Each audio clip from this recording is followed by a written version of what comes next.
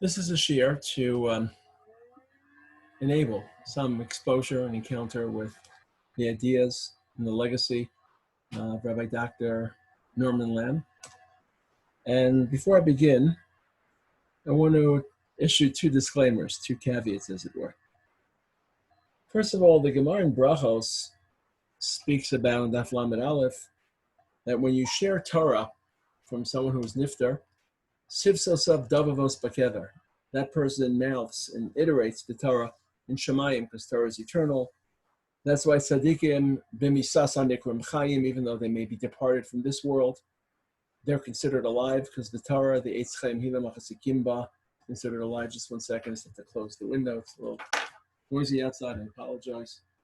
I'll continue talking while I'm closing it. But in general, we reserve the first week for Shiva, for mourning, for Avelos, for consolation, for Nicham Avelim.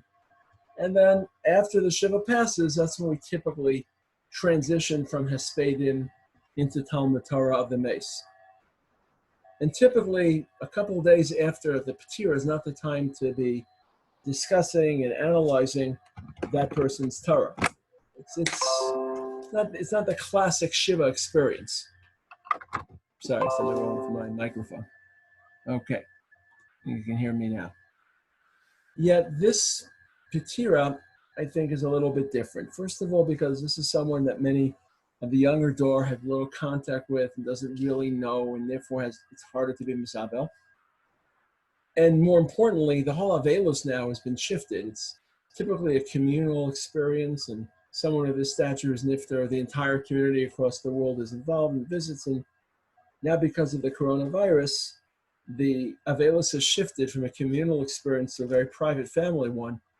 And in that context, in order to provide some awareness and some sense of who this person was, I feel a little bit more justified in so quickly moving, a couple of days after the Patira, so quickly moving into, let's discuss this Torah. But under normal circumstances, that's normally something that takes place after the Shiva, Shlosha maybe, Yartzeit.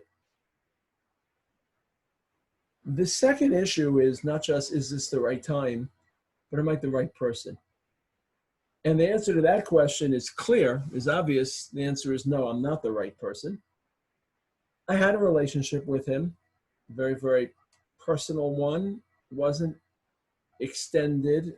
As I began to make my way through YU, through Smicha, as a young rabbi, we did have interaction with one another. He very much wanted me to stay in America. When I moved to Eretz Yisrael, obviously our relationship didn't sour. It just means I didn't have time to speak with him. I would speak with him from time to time. When I came back, I would always say hello to him and spend some time catching up. It was truncated. I just didn't have that much time with him. So I'm really not the person to give you a sense holistically, comprehensively, a portrait, who he was, what his traits were. I just didn't have enough time with him. I regret that. But I feel as if there's so many people that won't have any alternate route or alternate pathway, access points. I want to try to provide that for them. For people who, maybe especially people who are from America or are part of that culture, but have heard about him and who was he, what were his thoughts. I'm really not the right person. And this whole presentation will be partial. I'm going to focus on this Sefer called Torah Beloved, which is a collection of his Torah-themed essays, many of them delivered around there, around Shavuos, though not all of them. The Sefer was given to me by Daniel Gober, a friend of mine who lives in the 5 towns of New York, and he edited this book and was instrumental in getting some of this information available to people. So this is more of a book review, trying to understand his thought, his world, his legacy through his writing. I want him to do much of the talking tonight. I'll frame it. See, the second problem is not just this is partial, it's also very personal. I devoured this book this week, and I find that a lot of the ideas that he expressed resonate deeply within me, and I'll try to highlight why I think they do and how they do and where I receive that resonance from. It's not just partial, it's also very personalized. I'll try my best to detach my own ideas from what he's saying, but I'll let him do most of the talking. So instead of seeing this as a eulogy, see this as a book review. not as an external person. It's not like I just picked up a book somewhere and I'm reviewing it. I knew the person, I had a sense of the milieu within which he operated, what some of his aims were, but I can't really speak. I've spoken a lot about Rav Lichtenstein. I've spoken a lot about Rav Amital. There I feel I can convey who they were and what their entire thought was as best I can. I don't want to deliver this Torah and this thought under that pretense, but I still feel that it's a valuable shiur. I want to discuss 3 issues tonight which just leap out of these 22 sermons.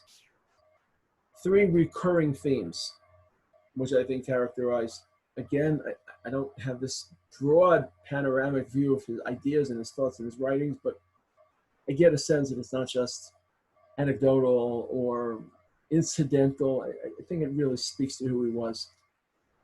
One is nuance and balance. Every statement is calibrated. Every trait is carefully. There's texture, there's sophistication, there's nuance. We'll talk about that. We'll talk about the great legacy of his pre-Yeshiva University career, because all these sermons, if I'm not mistaken, were written up until, these are 50s, 60s, primarily early 70s, before he becomes the president and before. So he had a very different legacy, very different sense of mission during the pre. Many people say, well, what was his mission? YU, all that he contributed to YU, those who know the Yeshiva University timeline, but this is all pre. And the third issue that we'll see is not just his mission to translate Judaism to his era, we'll see what made it so challenging, but he's constantly debunking word traps. There are a lot of word traps we fall into, phrases, labels, terminology, and they can trap us and they can force us to think in some predetermined fashion. He's very adept at liberating our imagination from those word traps and asking us to think substantively rather than through the prism of predetermined labels and terms. Let's get started. Let's see the first issue. He quotes Aristotle. Aristotle wrote, "Vice is often virtue taken to excess."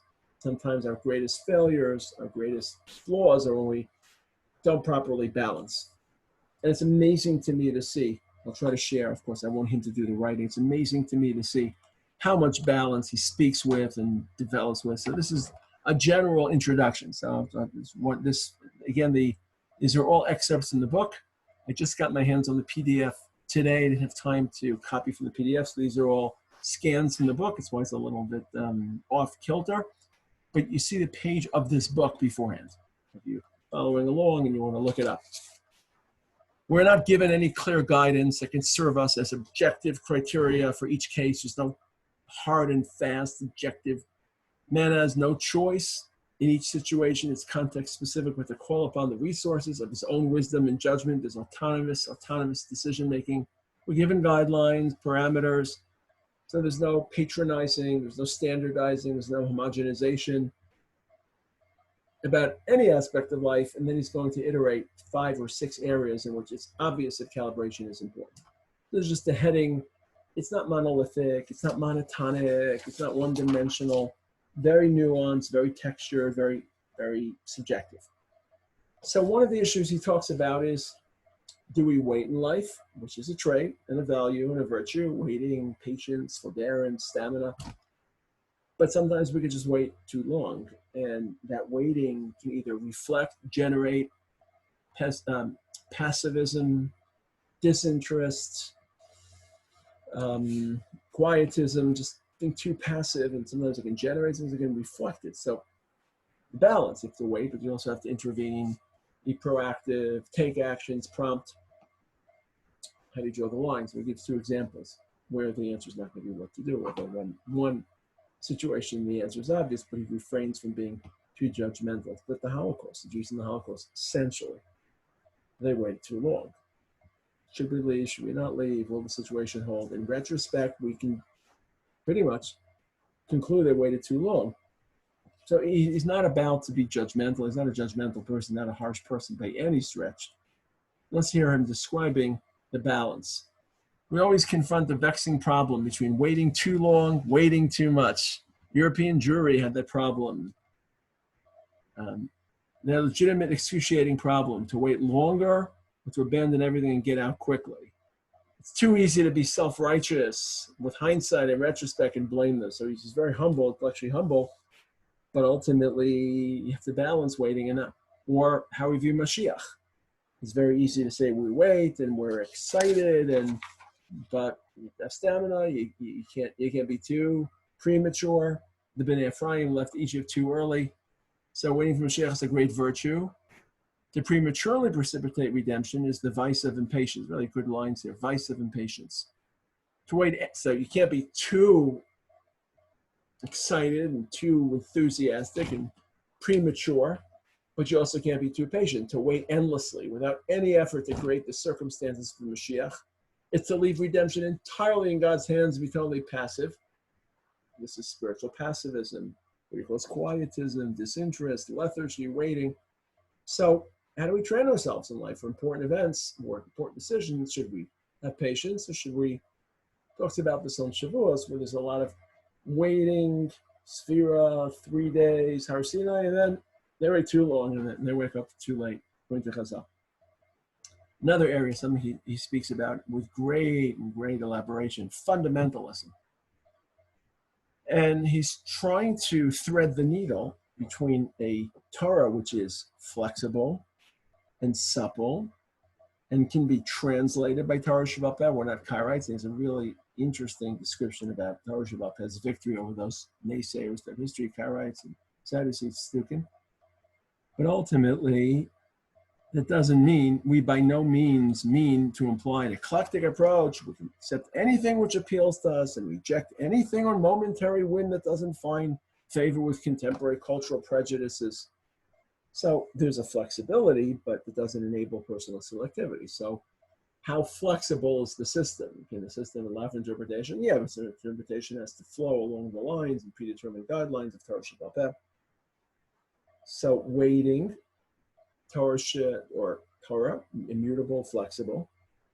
One of my favorites, something I struggle with a lot, is how do you approach, and I just find all these so resonant, and just, I know that I was trained this way by Rav Lichtenstein. I'll talk about Rav Lichtenstein a little bit later, and what I sense is common between them. But on the one hand, reading Torah is an act of gravitas and piety and reverence, and you're addressing HaKadosh Baruch Hu's word, and he's aware of that. He says, we're too much at home with Torah. We're pals with the text, and we lose the distance. How does distance help? The reverence, perspective. Distance provides perspective. Sometimes we allow the liberty of making snap judgments, which are unworthy. We're just too quick and impetuous in rendering our perspective on Torah. And Rabbi Lamm wasn't a backslapper. He wasn't the type of Rabbi that a lot of us are comfortable with today. Backslapping, charismatic. He held himself with majesty and regality that he felt, I don't know if he felt, I can't climb into his mind, but he certainly was reserved and there's a gravitas about him. From the one hand, there's a pietudinous approach to Torah. On the other hand, that reverence can squash critical thinking, intellectual rigor, questioning. When I read a Tosfos, I'm on the attack, not because I discard or chasam disrespect Tosfos, but that's the best honor I can pay Tosfos. And quite frankly, the best way to get to the bottom of Tosfos is not accepting his ideas, but challenging his ideas and thereby uncovering the deeper layers of logic behind those ideas. So it's reverential. And one of the hardest balances to strike in life, to be a reverential reader and a critical reader and a creative reader. And a lot of people, the reverence suppresses creativity, and they're very passive in reading, and there's no depth and there's no texture. And some people are just too comfortable. They're reading Torah as if they're reading a novel, and they're on equal footing. How do you pull off the two? And we must read it critically and persistently. To approach Torah with love and respect does not mean we can get away with frumkeit and piety alone. A student of Torah must be pious. But piety itself is no guarantee or substitute for scholarship.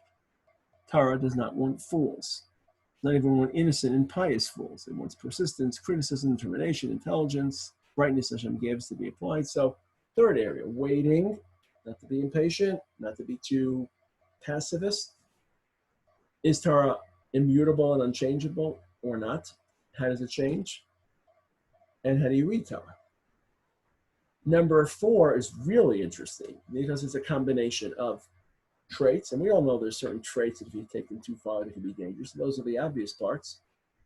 But it's not just traits, but it's interfaces with life. And we'll see what I mean in a moment. This emerges from a a beautiful sermon in which he says that Sinai can be seen as Sinai, and Chorev can be translated as Churva. So all these beautiful names of our Sinai, if you're not careful, they can boomerang into a vice. Aristotle's virtue boomerang into vice, or boomerang, but eliciting, enabling vice. So honesty, we'll all say, is a great ideal, but it can sometimes be uninhibited frankness, lack of tact, humiliate other people, crushing them. So that we know. We all celebrate honesty, but there are times, names Machlokas Hill and Shammai, Shalom, Kalan, so we can all wrap our heads around the balance to be an honest person, but not to be too candid and too frank. Skipping a little, humility, same thing, important trait, basic trait of morality, but if you're too humble, you lack self-esteem, you feel impotent, you acquit yourself from possibility. So we all understand these are traits that have to be calibrated. But he talks about not just traits, but views of the world, consistency. That's something we all want to be. If you walk into a room and say, who wants to be consistent? Everyone will raise their hand. So what are the dangers of consistency? And I think Rabbi Lamm had such a profound and sensitive understanding of the inner human landscape. He said, well, you can be too consistent, too thought out, too planned, too similar, too formulaic. These are words I'm using. It'll be spontaneous, it'll be too rigid. In his words, consistency can lead to rigidity, immovability, unwillingness to change for the better. Another view of life, not necessarily a personal trait, idealism. Again, superb, ideals, everything is something larger, but it's dangerous. Everything is an ideal, and everything is ideological, and everything is puritanical and zealous and fanatical, and everyone's wrong and you're right, or we have a word for that in Yiddish, he's a fashita person. Everything's a shita. Not everything's a shita. Sometimes it's just life, and it's not based on any, what's the shita? It's not a shita, it's just life. Life is not just an amalgam of shita. So you can get locked into ideas, and I know that I study ideas a lot, and I study ideas in Gemara and categories and Briscoe. Not every situation in life lends itself to categorization and idealization.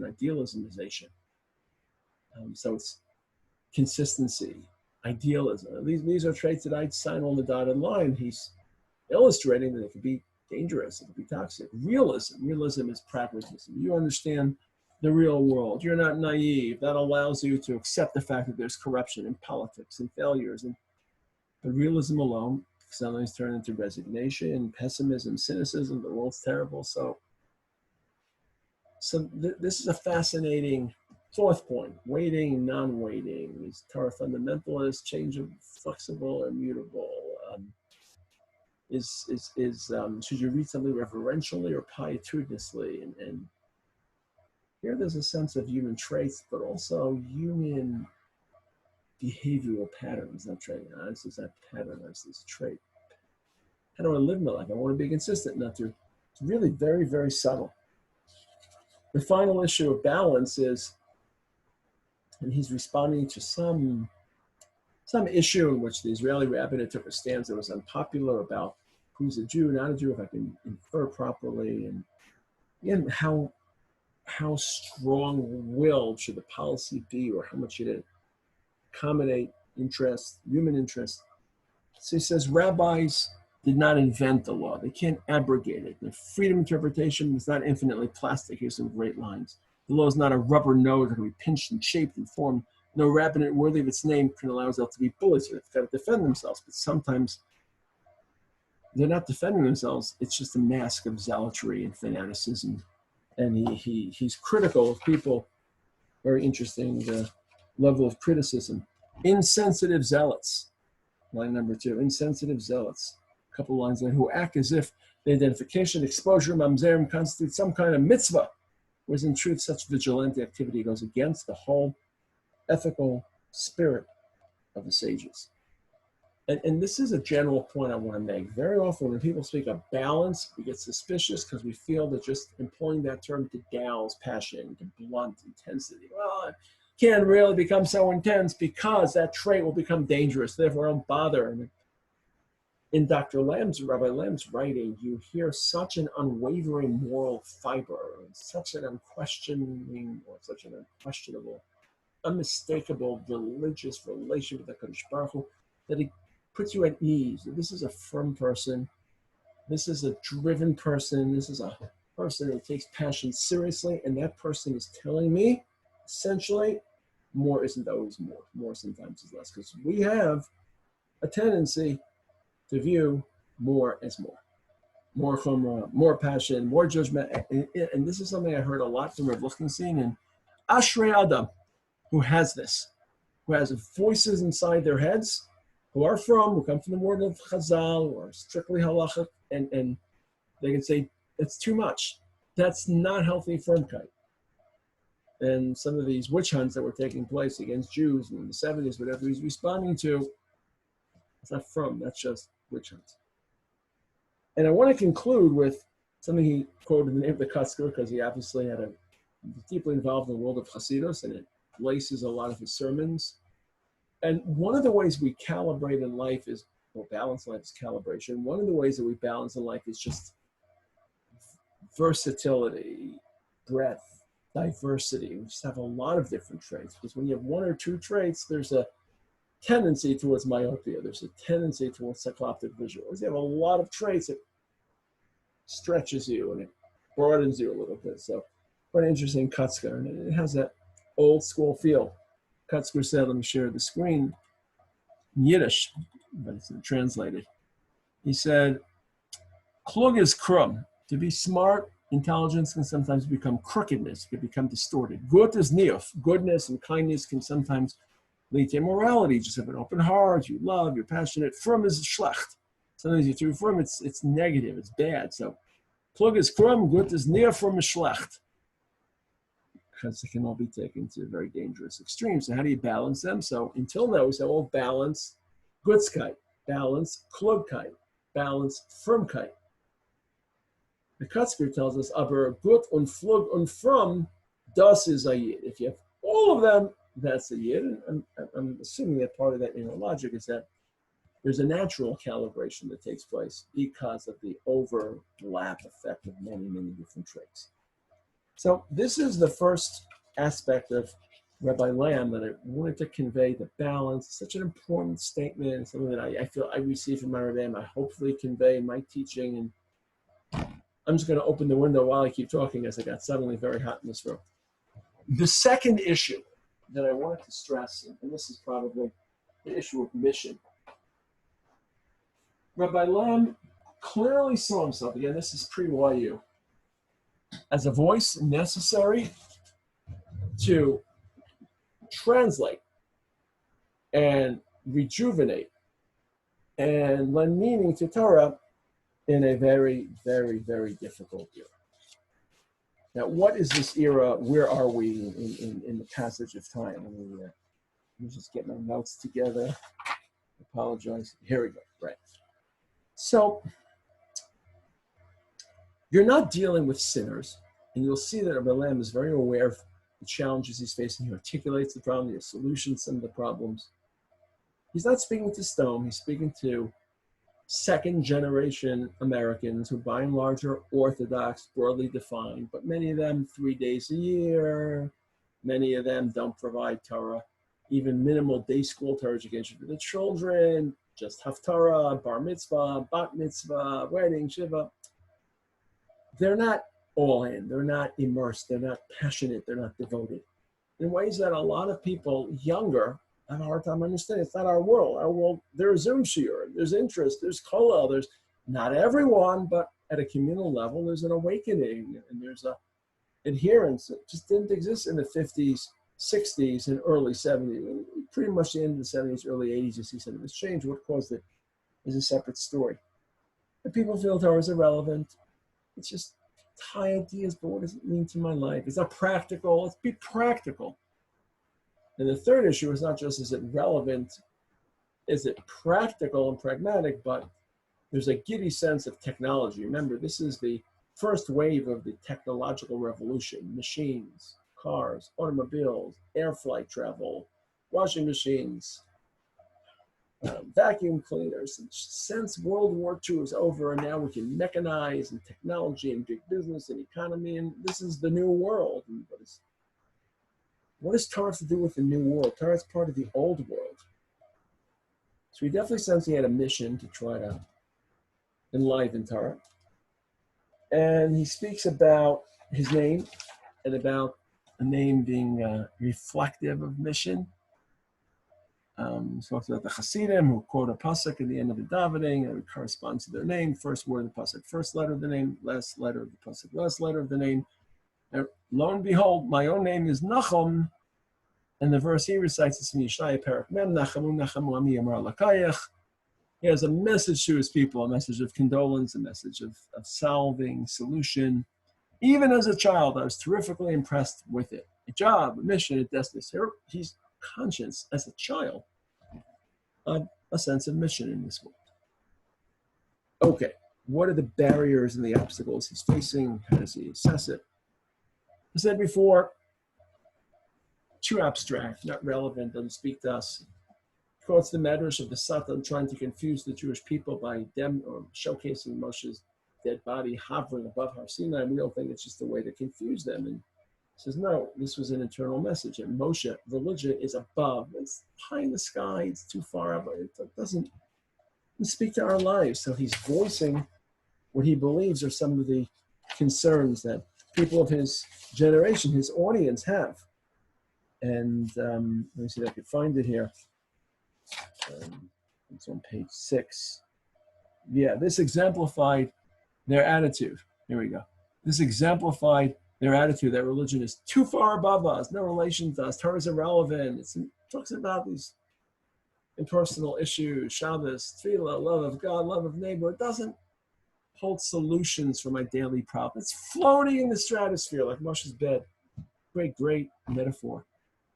We need something at our level. Torah is considered beyond. What do people have this? Something else, it's a part of life. It's this old school of ideas. It's God, it's not the real world.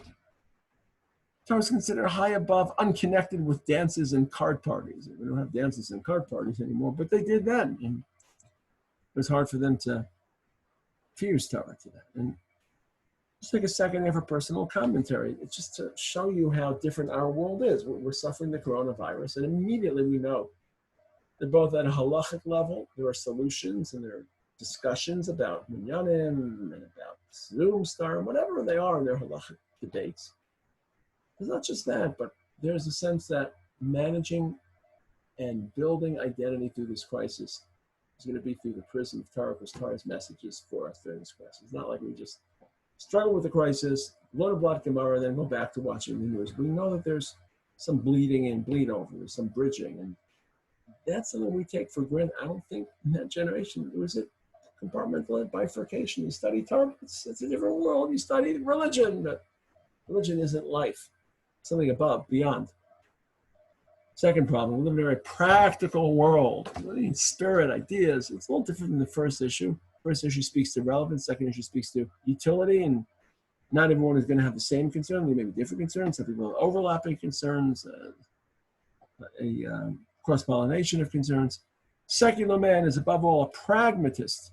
Ideas must work. Principles must have application. Theories must produce results. Two modern people meet. They don't say about a third person, who is he? What kind of person is he? They say, what does he do? What are his accomplishments, his achievements, results, production? Civilization of this sort, we have lost the capacity for appreciating anything for its own sake. There's no ideas, there's no internal, there's no substance, just what does it serve? So one issue he's facing is relevance. One issue he's facing is there any practical? Third issue, and I think this is the biggie. He's not speaking to sinners. He's not speaking to rebels. This is in Kiev. He's speaking to self-defined Orthodox Jews in large Orthodox congregations, but they're just not all in. They don't want commitment. They want Jewish culture, Jewish legacy, Jewish identity. They don't want their whole lives to be pivoted, ratcheted upon Judaism. And he talks about Megillas Rus, and he talks about that other relative who had first right to redeem and to marry Ruth, this person they're waiting for, whose nickname in Megillas Rus is Ploni Almoni, basically John Doe, no name. But we really know his name is Tov. So what does that mean? He's a good person. But he doesn't want commitment, marrying Rus, taking in this convert, poor, penniless. He just doesn't want to step outside the box and show commitment. He's just a good person. And that's why he doesn't have a name, because there's no mission. So that's why this Tov is really His name is Tov. That's his essence, but it's referred to as plenty. It's not enough to be a good person and a good Jew. Commitment, passion, devotion, fire, intensity. And he, just listen to his language when he pleads with us not to be like that person. Where is it here? Will we do none of these things, namely mission, just to be Tov, good-natured men and women with no special distinction in Torah, no real anchorage in Jewishness, find that our lives have been spent nothingness, we have no name. And then he talks about what I've labeled neutral indifference, that not atheism, it's not denial of God, what he calls agnosticism. Just a lot of people, I think, still live that today. Questions, I'm in, I'm not really in, I don't really want to make a decision, I don't really want to back up the decision. He says, people are asking, can't I remain neutral and not sign my life on the dotted line? Must I say yes or no? The name for this attitude of neutrality is called agnosticism. Suspended judgment, not believe, not disbelief. Gives the agnostic, he's comfortable, he's detached, not, just an outsider, just looking, watching. I'm sitting there watching the world go around, John Lennon. And according to Rabbi Lamm, that's what the mountain was. The mountain hoisted above the Jews was not to force them to say yes, it was to force them to make a choice. Make a choice. Live life based on choice, not based on apathy and indifference. God did not force us to accept. He did force us to make a choice. Then we had no choice. We had no choice but to choose. You can't avoid making up your life on the question of Torah. Either this world is aimless, life has no purpose, in which case you'll just live it as freely and wildly, wantonly, or there's Hashem, and then you commit to Hashem. Intellectually, you may quibble about it, but insofar it's like neutrality is only a figment of the imagination. Those are the issues he's facing, by and large. Relevance, utility, indifference. Something I didn't quote, but we'll see pretty clearly later. Technology, sense of change, new world. The old world is outdated, obsolete. Those are four things I would say. Relevance, utility, obsolete, because the world is changing so quickly, and just diffidence and apathy. And probably the greatest sense of or understanding that he understood, that he acknowledged how complacent his society was. He speaks about acknowledging that you're sick, and until you acknowledge that you're sick, you can't be healed. And this, of course, reminds us he knows he's speaking to good people. He's not speaking to sinners. And sometimes it's easier to speak to sinners who are ashamed of their past, who feel empty. These people feel fulfilled. But there's some study in the 60s that comes out that's shocking, shock to the system, high rates of Jewish assimilation, intermarriage, and says he's happy to a degree that this study has come on. Now that American Jews begin to realize how sick our community is, perhaps we'd be ready. And it doesn't mean sick in a harsh, strident term, but be ready for the beneficial therapy of the strange medicine called Torah. Perhaps now, after the teaching Torah, growing realization that we're filled with Balei Mumim, with deformities, those who are sick, deformed. Okay, what's his response? What does he end up saying about this? I would say three things. Again, these are just trying to cull together some of the impressions I took. Number one, history doesn't change. I just feel it's a new world. The old world is irrelevant. Human beings are different society, technology, vacuum cleaners, cars, planes, different world, fly to the moon. History is the same. Human beings are the same. Challenges they face are the same. And of course, Torah is eternal. Human nature has not changed much. Man is still gripped by love and hate, sympathy and meanness, superstition and insight, passion for justice, plain passion. The teachings of Har Sinai about repressing the hate, the meanness, superstition, the passion, and lust to bring out the love and the sympathy, insight and compassion. They are central to the solution of man's moral crisis. No matter when he lives, they're completely independent of the tools he has forged, namely technology and the extent of his mathematical knowledge, namely science. Human nature is the same. Torah is eternal, just as relevant now as it was then. Number two, study Torah. We speak to people who don't study so much Torah. Even if they do, they don't see it as a reservoir of solutions and relevant answers. Study. It just tells people, study Torah. This resurfaces time and again. Those willing to invest time, devotion, knowledge, and skill, there are as yet undiscovered treasures within the Jewish tradition. So study, you'll find answers. It seems very simple to us, not at any level simple to the people he's speaking to. excess of technology.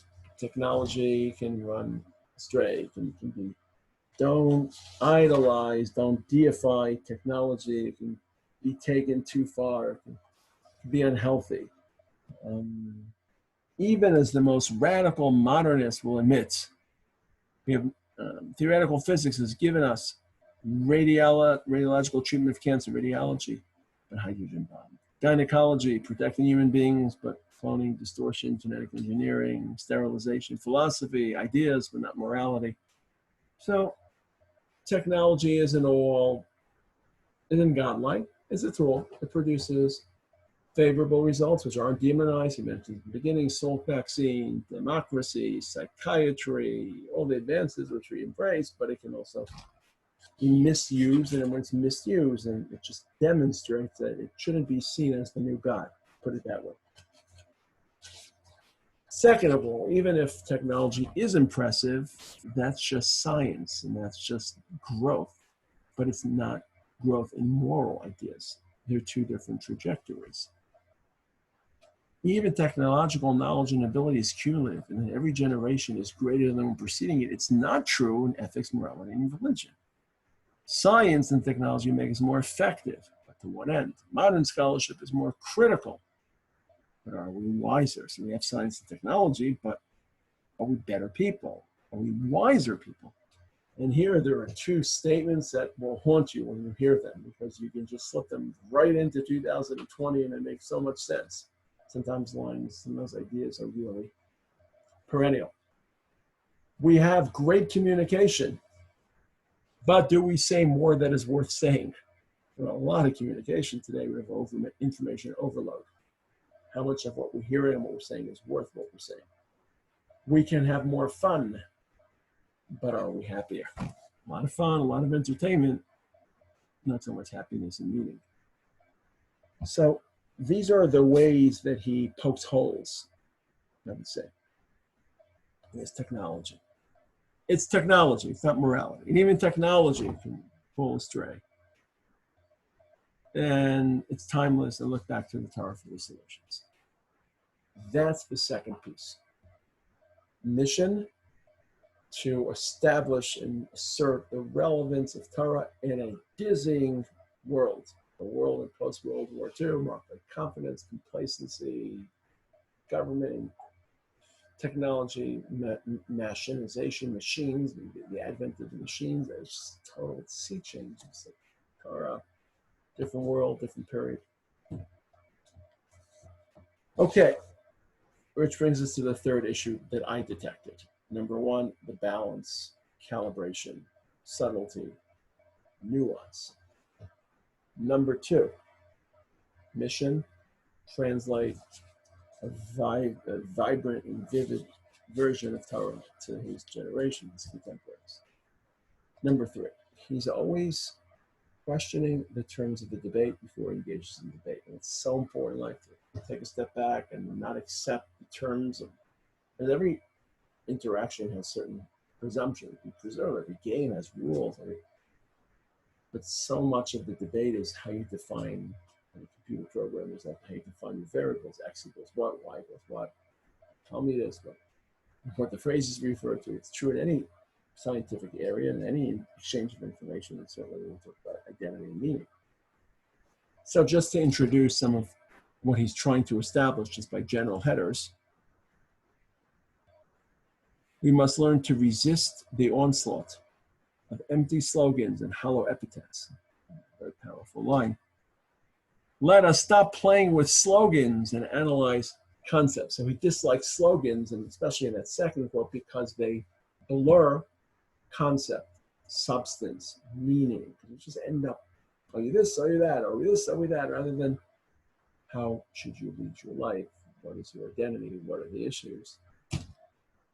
Okay, and let's give a couple examples and we'll see, and then maybe I'll just conclude the sheet. Number one, well, the world is changing, and it's change, and we're proponents of change, and we're changing our world, and Torah is the old world, and changed world has no place for Torah. So instead of arguing, well, Torah is also changing, and maybe you should change, he says, do you even want change? I don't want change. We want something else. It's called progress. It may seem like a word game, but it's important. When people change, it's for change, but there's really no progress. So of course, Abe Lincoln, who said, one of the most tragic mistakes or fallacies, too many people mistake change for progress. So he's thinking in one of these sermons, well, maybe we don't want change if that change will be empty and barren. We're searching for progress. Number one, another term, this is probably one of my favorite pieces in the book, fundamentalism. He talks about fundamentalism as a way to insult people. Oh, you're a fundamentalist, you're too firm, you're too insulting the fundamentalist.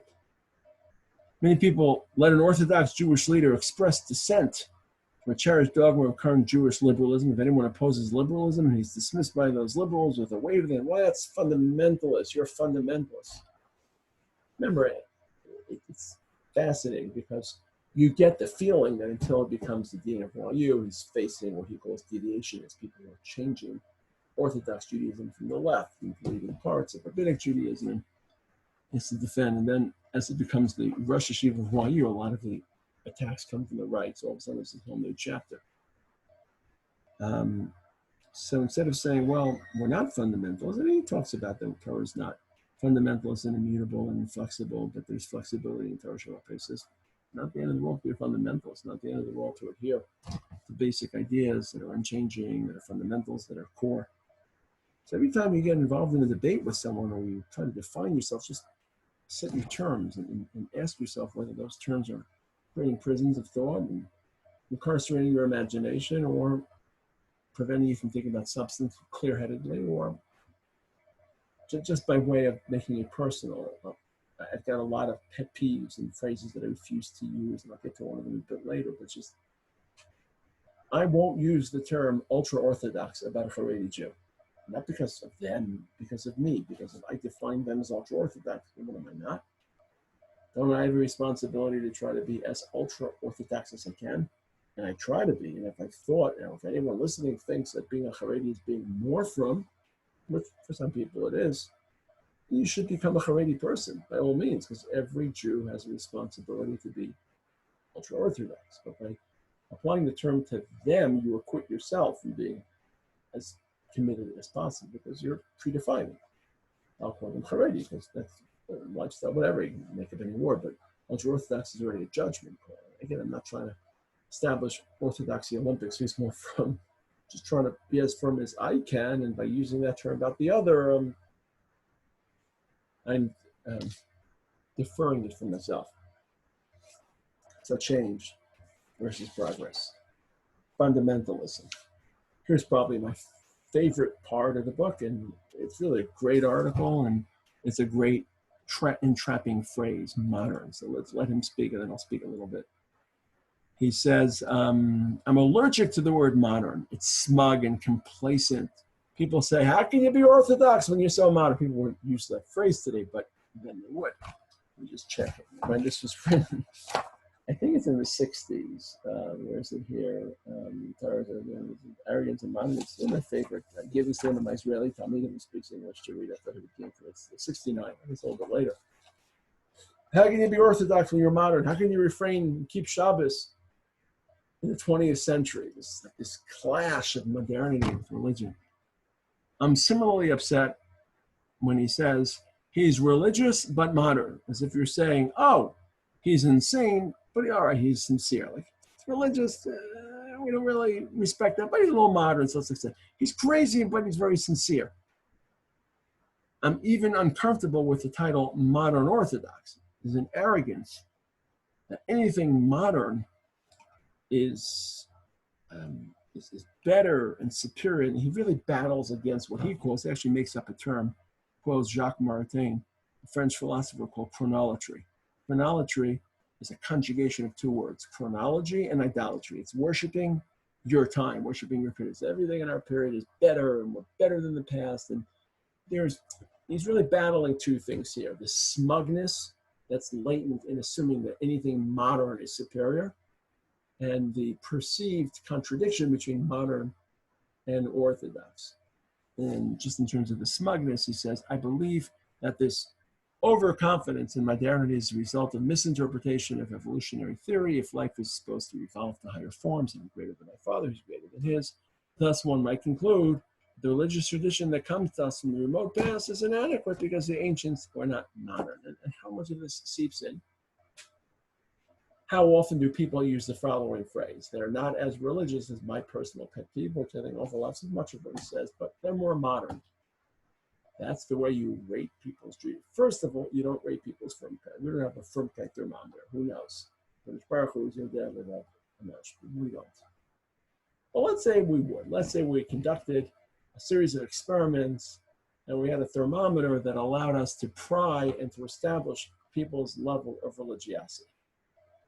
And a person walked down the line, he took his temperature and determined that they were, what would you call them? They're not so firm. They're modern? No. Modernity is not the inverse of firmkeit. You'd say they're not so firm. They're not so firm, they're less firm.